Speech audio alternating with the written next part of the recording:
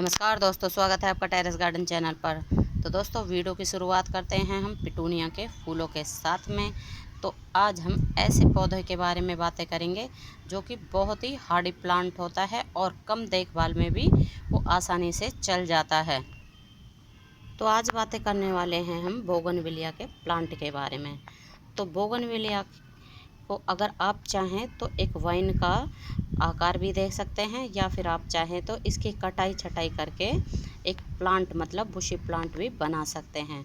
और इसमें दो वैरायटी आती हैं। एक वाइन वाली वैरायटी आती है जो काफ़ी बड़ी बड़ी हो जाती है, और चाहे तो आप उसको कटाई छटाई कर सकते हैं, या फिर आती है एक डॉफ वैरायटी। तो ये हमारे पास डॉफ वैरायटी है और ये छोटी ही रहती है और इसमें छोटे में ही फ्लावर आ जाते हैं। तो दोस्तों, इस प्लांट को बिल्कुल कम देखभाल की ज़रूरत होती है, मतलब नाम मात्र के देखभाल की ज़रूरत होती है। बस इसमें 10 से 12 दिन में एक बार पानी डाल देते हैं तो भी ये प्लांट चलता ही रहता है। और ज़मीन में तो ये प्लांट काफ़ी बड़ा हो जाता है, इसकी बड़ी बड़ी ब्रांच हो जाती हैं, मतलब जैसे वाइन के जैसी ब्रांच हो जाती हैं। और गमले में ये थोड़ा सा छोटा रहता है, मतलब इतनी ज़्यादा ग्रोथ नहीं कर पाता क्यारी के मुकाबले। तो वैसे तो ये प्लांट पॉट में भी आसानी से चल जाता है, और इस प्लांट को आप बोनसाई लुक भी दे सकते हैं। तो आप देख सकते हैं ये हमारा छोटा सा प्लांट है बोगनविलिया का, बिल्कुल बोनसाई की लुक है, और इसमें फ्लावरिंग भी शुरू हो गई है। और इस प्लांट की ये बात है, मतलब ये अच्छी बात है कि इस प्लांट में कांटे नहीं हैं। आप देख सकते हैं इस प्लांट में बिल्कुल भी एक भी कांटा नहीं है। और जो हमारा देसी बोगनविलिया होता है तो उसमें काफ़ी बड़े बड़े कांटे होते हैं, और इस वाले प्लांट में एक भी कांटा नहीं है। तो दोस्तों, अगर इसके सॉइल मीडिया की बात करें तो इस प्लांट को हमें बिल्कुल वेल ड्रेन सॉइल में लगाना है, क्योंकि इस प्लांट को पानी ज़्यादा पसंद नहीं है। ऐसी मिट्टी देनी है जिसमें कि हम पानी डालें और वो ड्रेनेज होल से निकल जाए, मतलब इस प्लांट के गमले में पानी रुका नहीं रहना चाहिए। अगर पानी रुक जाता है तो ये प्लांट ख़राब हो जाता है, मतलब रूट रॉट का शिकार हो जाता है। और ज़्यादा पानी देने से इस प्लांट में फ्लावर भी नहीं आते हैं। तो क्या होता है, कई बार हमारा ना प्लांट लगा रहता है, जैसे ज़मीन में भी और गमले में भी, तो उसमें हम भर भर के पानी दे देते हैं, और फिर वो काफ़ी बड़ा भी हो जाता है, उसके बाद भी उसमें फ्लावर नहीं आते हैं। उसका कारण होता है ज़्यादा वाटरिंग। तो हमें इस प्लांट में ओवर वाटरिंग नहीं करनी है।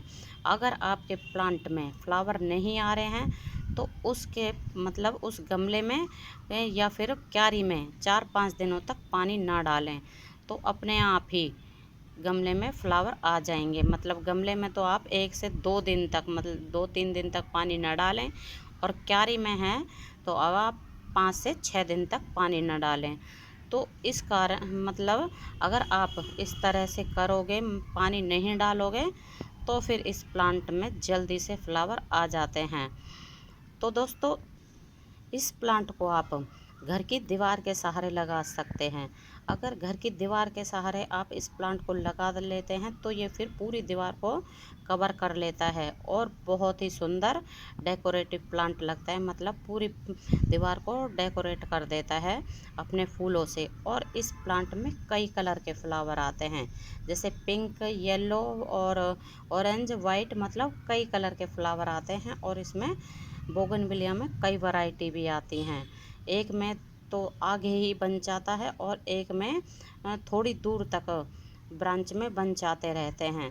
तो इसमें कई वैरायटी आती हैं, और किसी भी वैरायटी को आप गमले में भी लगा सकते हो, और आप इसको ज़मीन में भी लगा सकते हो। इस प्लांट को आप घर के बाहर भी लगा सकते हो दीवार के सहारे, और घर के अंदर भी दीवार के सहारे लगा सकते हो। ये बहुत ही सुंदर प्लांट होता है, और इसकी बिल्कुल भी देखभाल हमें नहीं करनी पड़ती है। और जब इसकी ज़्यादा देखभाल करते हैं तो ये फ्लावर नहीं देता है, और इसकी हम देखभाल नहीं करते हैं तो इसमें बहुत ही सुंदर सुंदर फ्लावर आते हैं। तो आपने देखा होगा ये प्लांट रोड के डिवाइडर के ऊपर भी या फिर रोड के किनारे भी लगा रहता है, तो वहाँ इनको कौन पानी डालता है, कोई भी नहीं, कभी कभार जब बरसात होती है तो ही इनमें पानी डलता है। लेकिन इसके बावजूद भी है ना, इस बोगनविलिया के प्लांट में बहुत ही सुंदर सुंदर फ्लावर आते रहते हैं। तो आपने देखा होगा रोड के डिवाइडर के ऊपर कितने सुंदर सुंदर डॉफ वैरायटी के बोगनविलिया के प्लांट लगे रहते हैं और उनमें रंग बिरंगे फ्लावर भी आते हैं। और वहाँ पर इनके ऊपर डस्ट भी जाती है और फुल सनलाइट में भी ये खड़े रहते हैं। और दोस्तों ये प्लांट फुल सनलाइट में भी ग्रो हो जाते हैं और बहुत ही सुंदर प्लांट होता है। तो और ये प्लांट कटिंग से भी आसानी से ग्रो हो जाता है। बस आप इसकी कहीं से भी कटिंग काट के ले आएँ, 1-2 पेंसिल के जितनी मोटाई की और 5 से 6 इंच बड़ी, और उसको आप मानसून के मौसम में ग्रो आसानी से कर सकते हैं। तो उसको सैंडी सॉइल में ग्रो कर दोगे तो कुछ ही दिनों में उसमें रूट्स बन जाती है और ये प्लांट हमारा चल जाता है। और इस प्लांट को आप नर्सरी से भी लाके अपने गार्डन में लगा सकते हैं। ये बहुत ही हार्डी प्लांट होता है।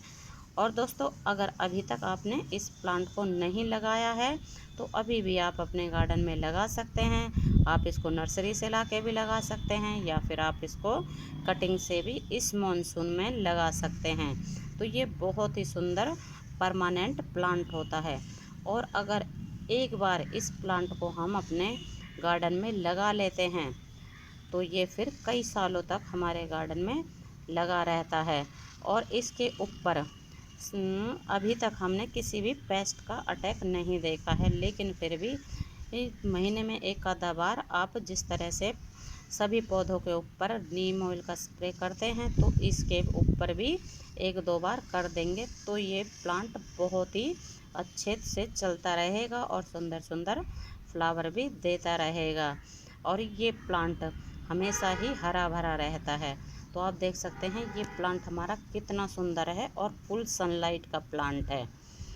और इसमें ना हमेशा ही फ्लावर आते रहते हैं। वैसे तो ये समर सीजन का प्लांट है लेकिन विंटर सीजन में भी इसमें फ्लावर आते रहते हैं, लेकिन समर सीजन की बजाय थोड़े से कम आते हैं, लेकिन इसमें फ्लावर आते ही रहते हैं। और आप देख सकते हैं ये हमारा ना छोटा सा ही प्लांट है और फिर भी इसमें कितने सुंदर ये छोटे छोटे से फ्लावर आए हुए हैं और ये प्लांट बिल्कुल बोनसाई की लुक दे रहा है। तो दोस्तों अगर आप इस प्लांट को नर्सरी से लाते हो तो इसका ज़्यादा प्राइस भी नहीं होता है। इस तरह का मतलब इतना बड़ा प्लांट 40 या 50 रुपये में आसानी से नर्सरी से मिल जाता है और ये बहुत ही सुंदर हार्डी प्लांट होता है। तो दोस्तों अगर आपको मेरा वीडियो पसंद आया हो तो आप मेरे चैनल को सब्सक्राइब कर सकते हैं, वीडियो को लाइक कर सकते हैं और अपने दोस्तों और रिश्तेदारों को शेयर भी कर सकते हैं। तो आज के लिए बस इतना ही, फिर मिलते हैं किसी और नई जानकारी के साथ। तब तक के लिए नमस्ते जी, धन्यवाद।